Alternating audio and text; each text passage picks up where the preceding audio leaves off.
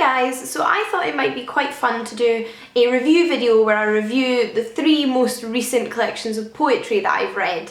And maybe if you enjoy this I can do it in the future and sort of just do dedicated poetry review videos. I don't feel like I necessarily have enough to say about a collection of poetry when it comes to most collections of poetry that would take up one entire video, but I do feel like I have enough to say about these 3 that they would make a nice video all together. So if you're interested, then stick around. They're all quite different collections as well. So I think I'll start with the one I finished most recently and work my way back. So the first one is Stranger Baby by Emily Berry. This is published by Faber and it came out this year, 2017. This is my first time reading any of Emily Berry's poetry. I've heard so many amazing things about her. She's already won prizes, although this is only her 2nd collection. She's been pretty much raved about since she became a part of the kind of public consciousness, and I'm so pleased I finally got around to reading her stuff because I did really enjoy this collection. I will say though, it did have quite a slow start. I was a little bit anxious during the first few poems whether I would enjoy this or not. I'd heard so much good stuff about it, and when I started reading it, the first few, I was thinking, oh my god, am I just missing what everybody else is missing? Am I not going to get to experience the joy that everybody else has been brought by her words? That's not to say I think there's a right or a wrong way to respond to any piece of literature, and if something's not for you, it's not for you, but I wanted to enjoy this because so many people had enjoyed it.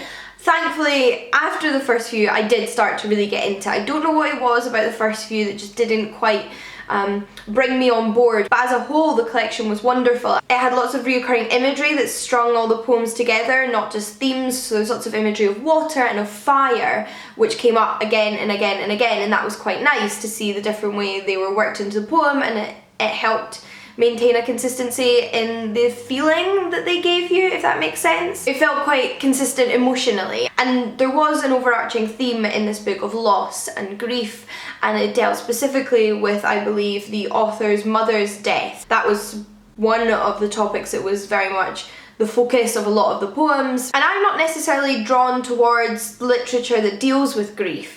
It's not something I would say I ever gravitate towards, but this one was beautiful and I really enjoyed it, and it very much touched me by the end, even if it did take me a little bit to get into. Prior to reading that collection, I read Black Cat Bone by John Burnside. Now I've read 2 of John Burnside's novels and maybe 2 of his poems randomly, rather than a whole collection. So this was the first time I was reading an entire collection by John Burnside, but I knew I was already a fan of his fiction, and just him as a writer and a speaker and a person. I really enjoy listening to what he has to say as well as reading his literature. So I was really looking forward to finally picking up a collection of his poetry, and decided to go for this one because it won both the T.S. Eliot Prize and the Forward Prize, which is pretty special for a collection of poetry. And John Burnside is perhaps better known for his poetry than his fiction, although he's written tons of both. This collection is published by Cape Poetry and came out in 2011. I really like the degree of intertextuality in Burnside's work. There was references to classic pieces of literature as well as lots of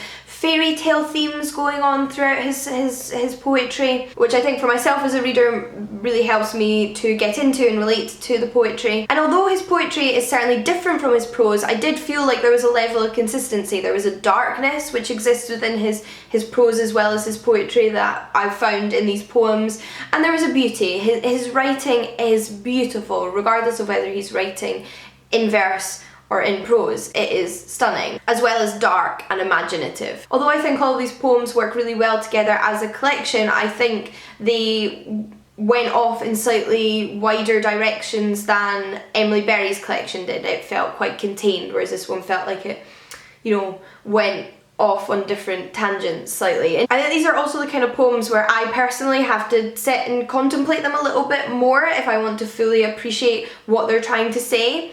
I don't think they necessarily always punch you in the face with their message or their themes or ideas. I think they sit in your head and you mull over them, and through that you grasp their meaning, or at least for me anyway. But I'm not always the quickest on the uptake, so really enjoyed this. We'll definitely be reading more of John Burnside's poetry, and I'm really pleased that it lived up to my expectations based on my love for his fiction. Lastly was perhaps the most powerful of the collections I read, and that was Citizen, an American Lyric by Claudia Rankine. This book was published by Penguin in 2015, and I think this is the only book I've given 5 stars in 2017. 2017 yet. So I think you can already guess how much I enjoyed this one. The theme constantly at the forefront of these poems is that of racism, and specifically racism directed towards those who are black. It's an incredibly emotional read and a very powerful read and a very forthright read. Claudia Rankine's poetry deals with racism in the form of microaggressions that she and people she's known have experienced, just going for their shopping in the supermarket. Things that if you don't suffer through you might not notice, but she brings those to light in this poetry collection. It also deals with specific instances of racially motivated violence in the modern day, poems dedicated to victims of racially motivated violence and offences and injustices in society, and those are incredibly visceral. There's also quite a few poems specifically about racism faced by Serena Williams, the tennis player, and in that sense it almost feels like non-fiction because it's dealing with real people, real instances, and it reads really interestingly. Some of it is definitely what you would consider prose poetry. But what it always retains, and I think this is the marker of poetry, is that it's constantly flowing and it keeps you wrapped up in it and you keep wanting to continue on reading it.